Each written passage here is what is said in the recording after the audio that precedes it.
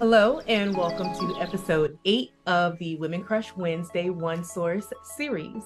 I am Tiffany Presby, founder of 1Source Management Consulting, and we are the home of Peaceful Project Management.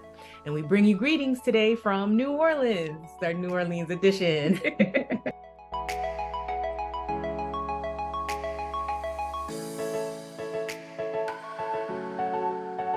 Today, I am talking to Dr. Kristen Williams, an OBGYN resident at Washington Hospital Center. Kristen performs surgeries, catches babies, and in general supports gynecological care.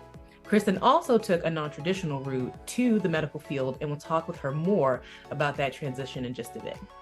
I'm very pleased to welcome my good friend and very intelligent person, Dr. Kristen Williams. Welcome, Kristen. Thank you, love. Okay, so we can start off really quickly and just say, how did you get here? What was your path to working in the medical field? I had, like you mentioned, a non-traditional path to medicine.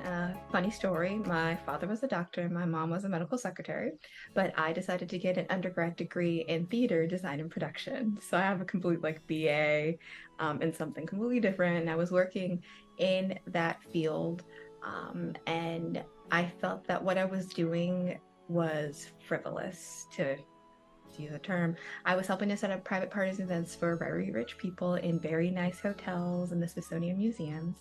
But all the while, I would be walking through DC, or when I'd drive the truck with the equipment through DC, and I'd see all these homeless people and think, am I really helping people, or am I just serving the whims of people who have a lot of money?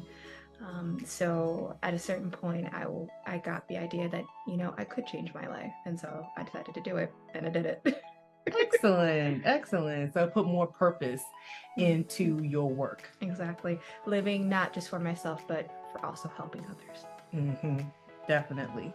So can we talk a little bit more about your career transition? I know you said you had a full career prior to, but what was it that made you feel like, yes, I can absolutely switch from doing something completely unrelated to going into something that has it's a very challenging field to start off with. True. So a couple of things. It helped that I had family in the medical profession. So, with my dad being a doctor, my mom being a medical secretary, I kind of grew up in hospitals, sort of.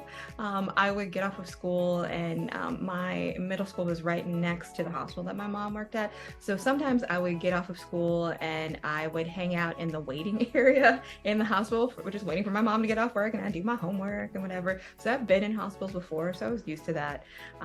But it was, I would say, the combination of seeing a close friend also change her life, and the encouragement of my friends around me.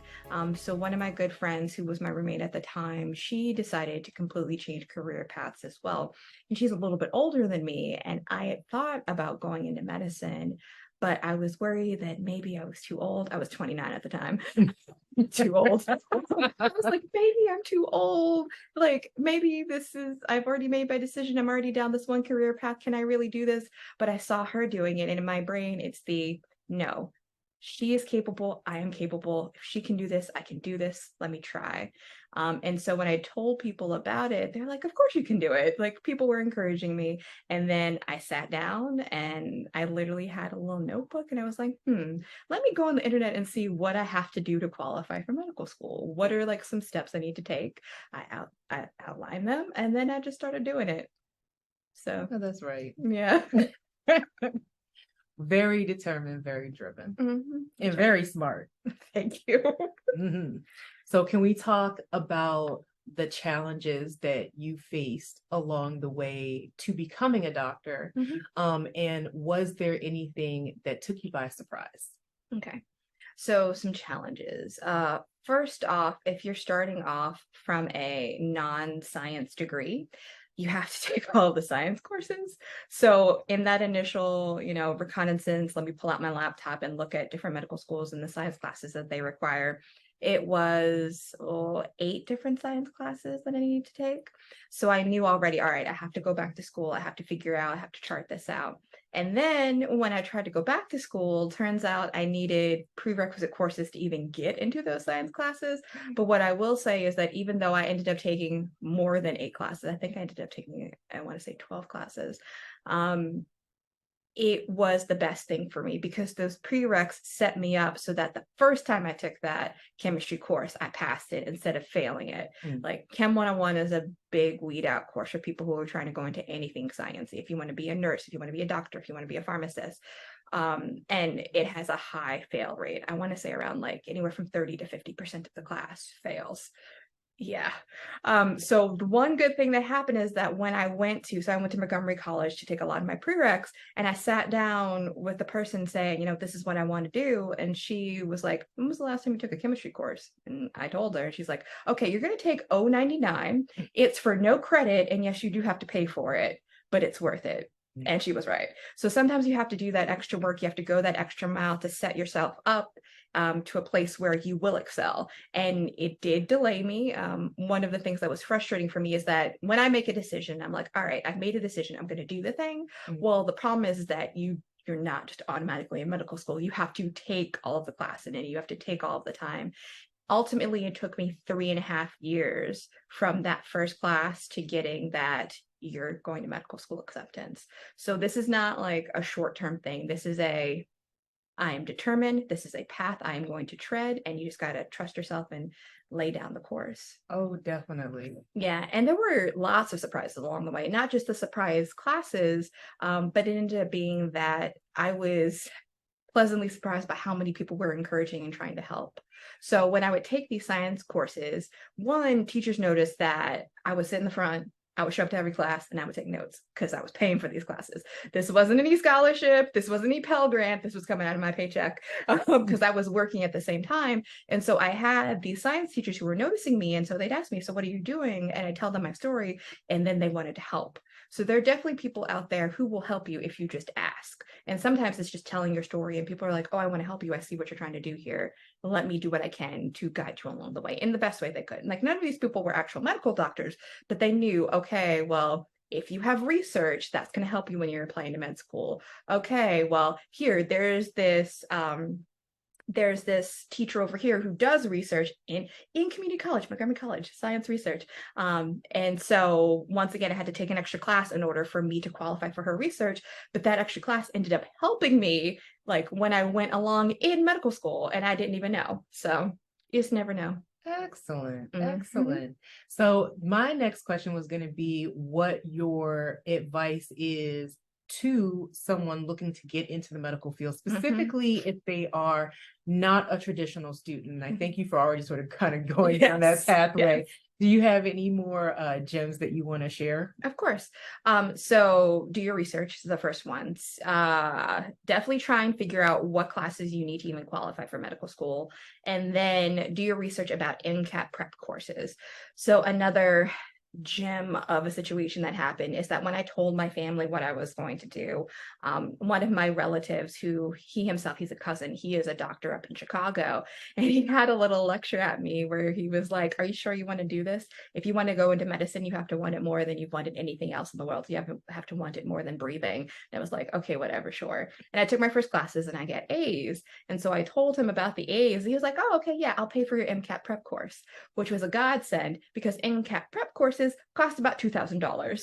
So third thing is you need to budget. The classes that you need are not going to be cheap. I do say go to a community college because they'll be cheaper than going to like a big university. But even having said that, I had to go to UMD College Park where I got my BA for a 400 level science class that I needed to take in order to have the science knowledge to take the MCAT.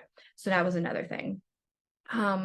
When you're looking for medical schools, do not discount HBCUs. I was very lucky in that my dad went to an HBCU, so they were on my radar, and I was able to apply to his school along with some others, and I ended up getting accepted into his school as a legacy, and I'm all the more grateful for it. But yes, don't think about just like the big names.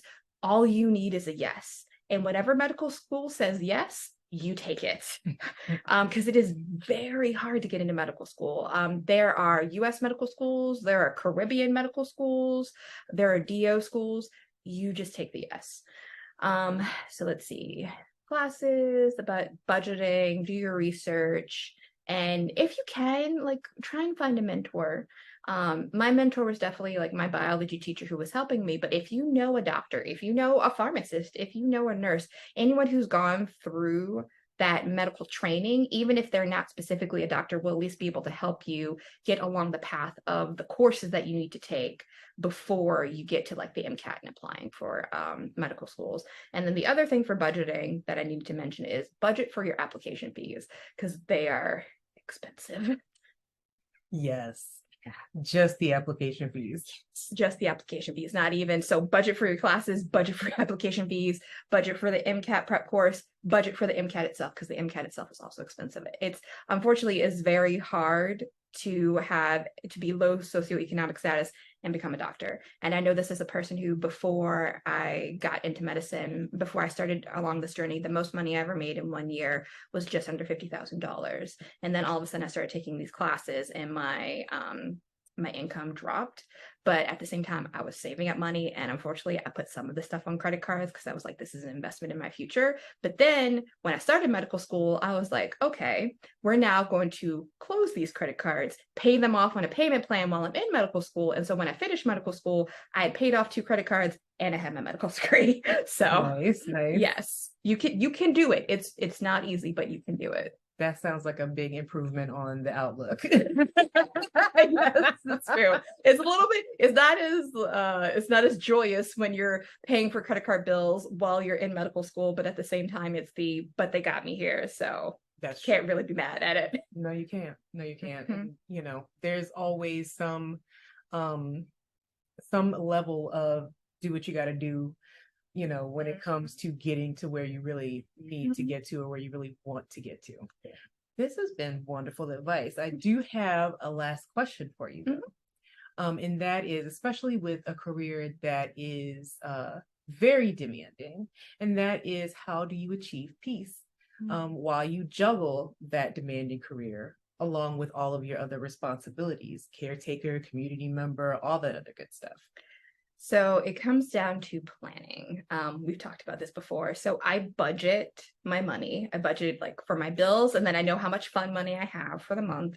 And then because of my job, I know my schedule pretty much a year out almost. So I know when my vacations are, I know what holiday I like to take. So I know what holiday week I'm going to have. And I know most of my weekends off. So I make it a point to plan out my fun and plan out my peace. So like now I'm on vacation with y'all because I knew like your birthday was now and I happened to have a vacation week that lined up. This is perfect. We're all going to be in New Orleans. Or how I'll like talk to my friends and be like, hi, I have this weekend coming up. Can I come over to your place and just hang out? Or do we want to go see a movie? Do we want to go do the escape room? Like, do we want to go to a brunch? You have to plan out your life. You have to plan out your fun and plan out your peace. I'm trying to think like things that I do for myself. So when I know I have a rotation that's coming up where I'll only work 9 to 5, I know I have my evenings free. So maybe I'll do a little bit extra for myself in the evening. There was a time when I was more disciplined where I would do my exercises in the morning and then go to work just to give myself that time. I'm not as great with that now, but just planning out my fun and planning out that quality time with people is where I find my peace. Very good. And I'm glad to know that you take full advantage of your leave, your leave and of your vacation days, because that's not always common. Yeah, especially for us, because we'll have call days. So there'll be weekends where I have to work like a 24-hour shift on Saturday. Those are not fun. Or I'll have to work Friday night, but then I have Saturday and Sunday off. It's I know I'm going to be exhausted here, but I know I won't be exhausted here. So maybe plan something in that. Nice. I love it. See, Kristen is my friend because she's organized. Okay. Yes. And I don't have to be as organized when I'm hanging with her. But we like counter each other well. You bring a lot of fun into my life. Exactly. Well, thank you so much for coming and talking about your experience and your background. I really do have the coolest friends. I really do have the very coolest friends ever. I mean, just a little bit. A little bit. Oh, I love you, Kristen. You too. Thank you for coming. Of and course. Thank you for doing this interview with me. And we're going to have a great time. Of course.